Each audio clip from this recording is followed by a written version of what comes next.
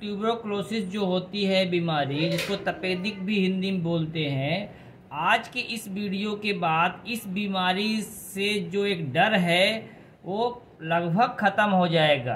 क्योंकि इसमें हम आपको टीबी क्या होती है, कैसे होती है और कैसे इससे हम ठीक हो सकते हैं, इसके बारे में हम बताएंगे। तो टीबी जनरली क्या होता है कि लंग में होती है, पर ये सिर्फ ऐसा नहीं, लिमिटेड नहीं है कि लंग में ही होगा। ये आपके पेट में भी हो सकती है, आंत में भी हो सकती है, दिमाग में भी हो सकती है और ये आपके यूरेटस में भी हो सकती है, जिससे कि मतलब बच्चा नहीं पैदा हो, वहाँ भी हो सकती है। तो जो टीबी होती है तो जनरली क्या है कि ये 1/3 पॉपुलेशन में टीबी है। अगर हमने वर्ल्ड की पॉपुलेशन अभी 900 करोड़ माने तो आप ये मान के चलिए कि 300 करोड़ के बॉडी में ऑलरेडी टीबी का बैक्टीरिया है ही। अब टीबी का जो बैक्टीरिया होता है वो क्या बोलते हैं, माइकोबैक्टीरियम उसका नाम है। और अगर हम इंडिया के व्यू में बात करें तो हर 10 में से 4 आदमी मतलब 40% लोगों के जो बॉडी में ये टीबी का बैक्टीरिया होता ही है। तो मतलब अगर 140 करोड़ पॉपुलेशन है तो ये मान के चलिए कि 56 करोड़ लोगों के बॉडी में ऑलरेडी पहले से ही टीबी का जो बैक्टीरिया है माइकोबैक्टीरियम वो ऑलरेडी है। तो क्या सब बीमार होते हैं? नहीं, बीमार वो होते हैं जिनकी इम्यूनिटी वीक पड़ जाती है। और बैक्टीरिया का पॉपुलेशन बढ़ता है, कब बढ़ेगा? जब बैक्टीरिया जब इम्यूनिटी वीक पड़ेगी।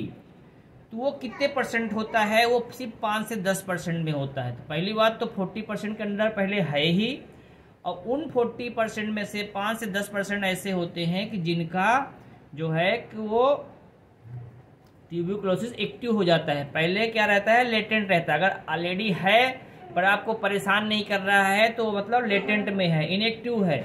अब जब आपको परेशान करना चालू कर दिया तो वो एक्टिव हो गया।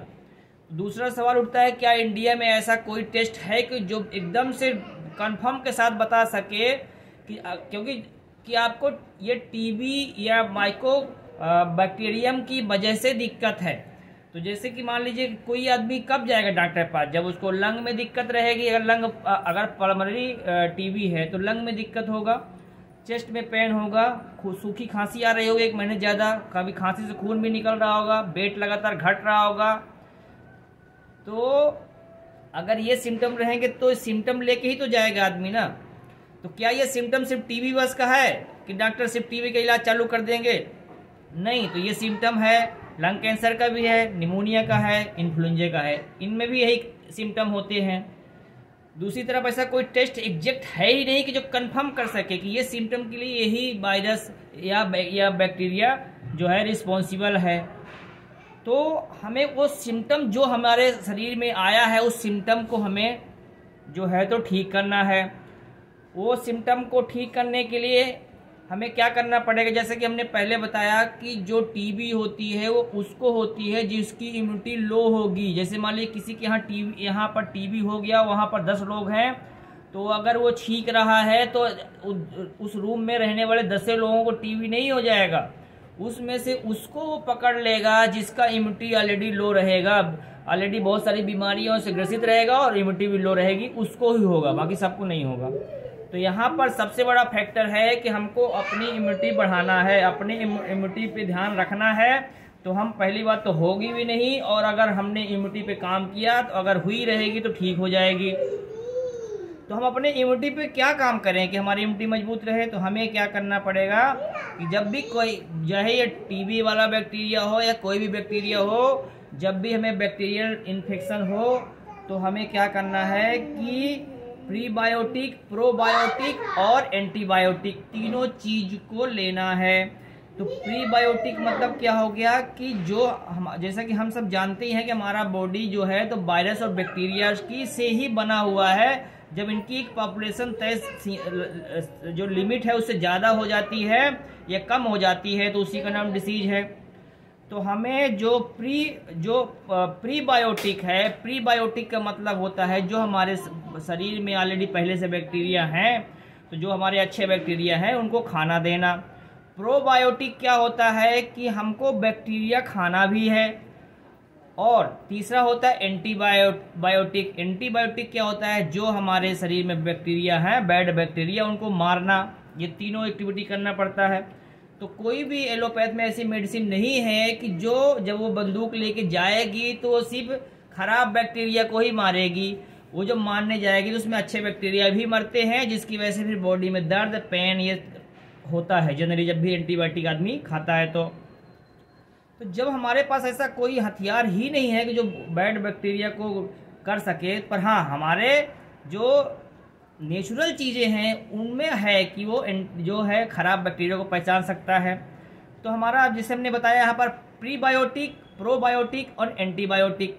तो हमें प्रीबायोटिक के लिए जो हमारे शरीर में अच्छे बैक्टीरिया हैं उनको खाने के लिए हमें DIP डाइट खाना पड़ेगा। DIP डाइट क्या है, हमें कच्चे चीज़ें खाना पड़ेगी, जैसे कि फल हो गया, सलाद हो गई, ये हमें सबसे पहले पेट में डालना है, उसके बाद कुक फूड डालना है।